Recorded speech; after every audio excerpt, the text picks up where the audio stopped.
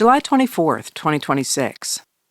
Tony Rahm and Brad Plumer of the New York Times reported this afternoon that the Trump administration's claim last October that it was cutting programs in order to protect taxpayers against waste was, in fact, a lie. In court filings, federal officials admitted that the $7.5 billion in cuts from clean energy projects begun under former President Joe Biden were based solely on whether states had voted for Democratic candidate Kamala Harris in the 2024 presidential election.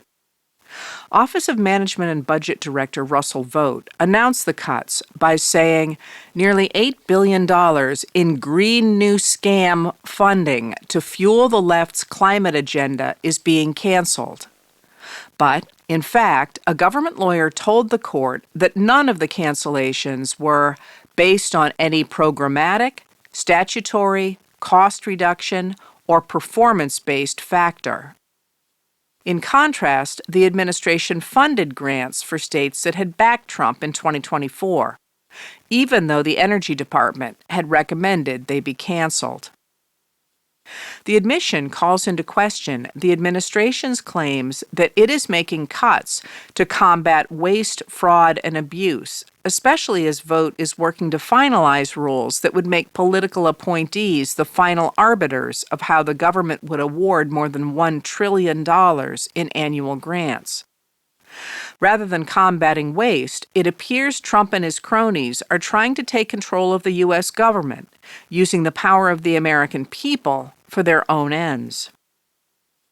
Illinois Governor J.B. Pritzker promptly pointed out that the canceled grants included $583 million intended for Illinois that would have gone toward lowering energy costs, strengthening grid reliability, and creating energy jobs. He demanded the funds be restored. Despite what he might think, Donald Trump is not the president of MAGA, Pritzker said in a statement, but the president of all America. He must release remaining federal grants to Illinois immediately. Pritzker can add the energy grants to Trump's tab. After the Supreme Court declared Trump's April 2025 tariffs unconstitutional in February 2026, Pritzker wrote a public letter billing Trump for an $8.68 billion refund to the people of Illinois. Your tariff taxes wreaked havoc on farmers, enraged our allies, and sent grocery prices through the roof, he wrote. On behalf of the people of Illinois, I demand a refund of $1,700 for every family in Illinois. There are 5,105,448 households in my state, bringing the total damages you owe to $8,679,261,600. Pritzker reiterated that demand on July 20th.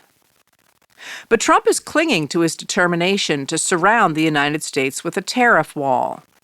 At 12:01 this morning, Trump levied tariffs from 10% to 12.5% on goods from more than 80 countries that make up 99.4% of U.S. trade, claiming the countries are producing goods with forced labor. More likely, this argument justifies tariffs under a different law than the one that led the Supreme Court to strike down his 2025 Liberation Day tariffs.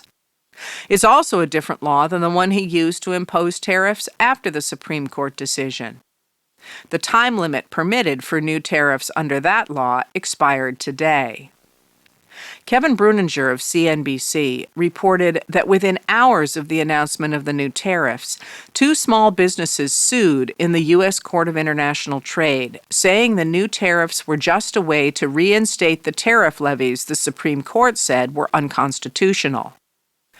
A senior administration official told reporters that the tariffs were not an attempt to recreate the previous system, and that dealing with the issue of forced labor is something that President Trump has been focused on for many years. Annie Linsky and Josh Dawsey of the Wall Street Journal reported today that Trump is angry and frustrated over the Iran war, from which he cannot seem to find an exit.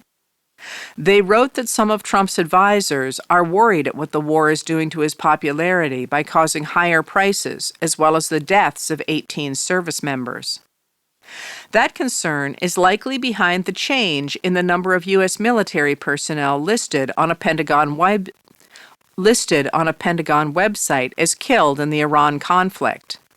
Helene Cooper, Lara Jakes, and John Ismay of the New York Times reported yesterday that the Pentagon has dropped the names of the 4 Americans killed in Jordan and Iraq, reducing the number of U.S. personnel killed in the conflict to 14.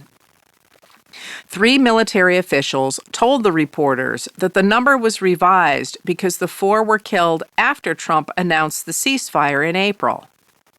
The acting press secretary for the Pentagon, Joel Valdez, said the 4 were dropped owing to temporary data disruptions.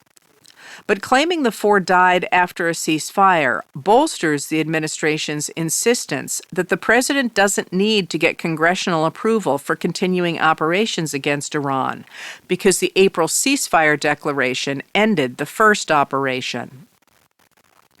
The record of the Trump administration on July 24, 2026, shows a White House focused on the goals of Trump alone. It's a striking contrast to a fireside chat broadcast over the radio on July 24, 1933. In that talk, President Franklin Delano Roosevelt took stock of what he had accomplished in his first 100 days in office. He explained that his administration had stabilized the nation's banks and raised taxes to pay for millions in borrowing. That federal money was feeding starving people, as well as employing 300,000 young men to work in the Civilian Conservation Corps, planting trees to prevent soil erosion, building levees and dams for flood control, and maintaining forest roads and trails. It was also funding a public works program for highways and inland navigation, as well as state-based municipal improvements. The government had also raised farm income and wages by regulating agriculture and abolishing child labor. FDR urged Americans to get behind a program of shorter hours and higher wages to create purchasing power that would restart the economy. He explained, "It goes back to the basic idea of society and of the nation itself, that people acting in a group can accomplish things which no individual acting alone could even hope to bring about."